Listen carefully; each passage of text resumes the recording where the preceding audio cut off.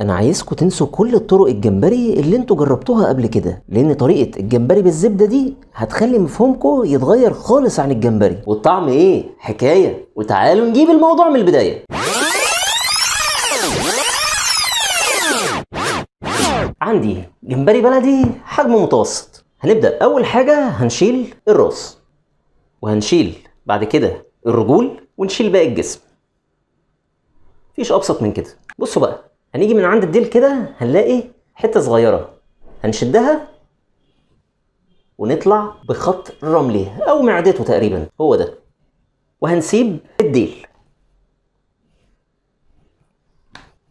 نعمل كمان واحده علشان ما اخدش باله في اول مره. اول حاجه هنشيل الراس، وبعدين الرجول والجسم مع بعض.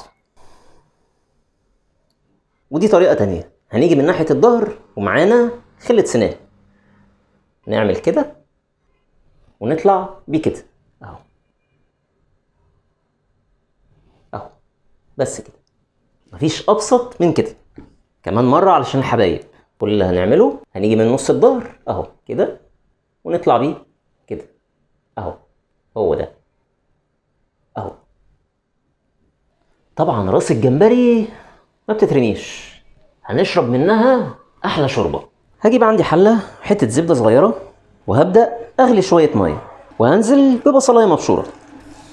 هديلها بس ايه تشويحه خفيفه بس كده. اول ما ريحه البصل تبدا تطلع هنزل عليه بروس وقشر الجمبري اللي انا قشرته. هقلب كله مع بعضه. هنزل بشويه ملح، شويه فلفل، شويه كمون كتير شويه. قلب بقى كله. الله على الريحه.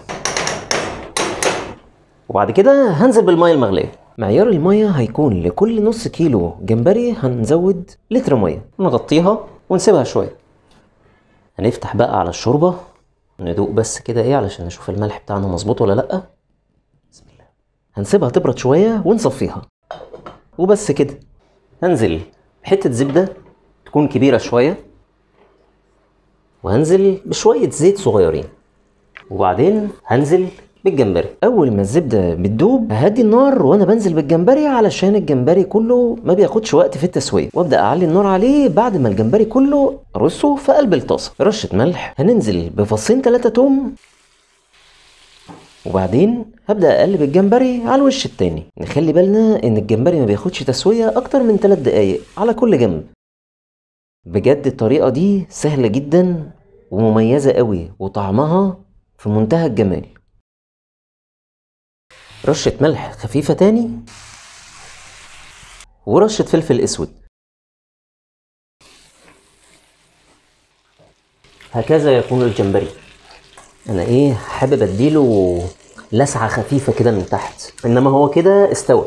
نبدأ بقى نرصه في قلب الطبق بتاعنا، وبعدين هننزل عليه بباقي الزبدة اللي في قلب الطاسة. يا جماله، الشكل ولا اروع، وريحته جميلة جدا. ما تنسوش تكتبوا لنا في التعليقات انتوا بتحبوا الجمبري بأنهي طريقة، ولو انتوا بتشوفوا فيديوهاتي لأول مرة ما تنسوش تعملوا لايك وشير عشان توصل لكم كل الفيديوهات الجديدة بتاعتنا. وده الشكل النهائي، شكله وريحته ما حصلتش. يلا بينا ندوق علشان نشوف الكلام ده بيقول ايه.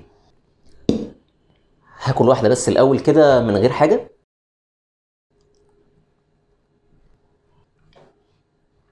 ده ايه ده؟ هنجرب بقى بصوص الشبت.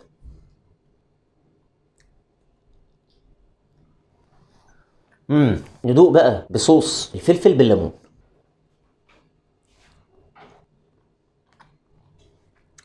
ايه ده؟ جبار جبار، رهيب، فظيع، رائع رائع واكثر. طب الشوربه فين؟ بص بقى الشوربه حاجه كده مزاج مزاج. الشوربه بقى دي مزاج. واللي ما دقش شوربه الجمبري ما شربش شوربه قبل كده. شويه ليمون بس عليها كده، او من غير، يعني ليمون او من غير. ندوق بقى الشوربه بتقول ايه. هو ده الكلام، هو ده الكلام. انصحكم تجربوها، الشوربه والجمبري اللي بالزبده. ما تنسوش تعملوا لايك وشير وتمنشنوا لحبايبكم اللي هتاكلوهم الاكله الرائعه والجميله قوي دي. اشوفكم في فيديو جديد.